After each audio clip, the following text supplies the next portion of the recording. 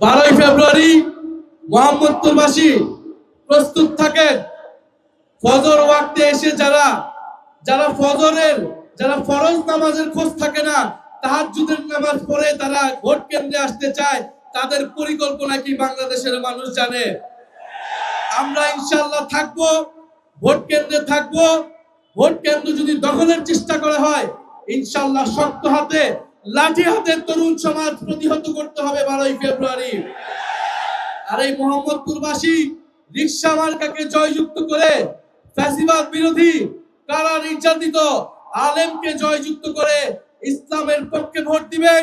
গণ অভ্যুত্থানের পক্ষে, সংস্কারের পক্ষে ভোট দিয়ে আল্লামা মামুনুল হককে আপনারা আগামী সংসদে পাঠাবেন।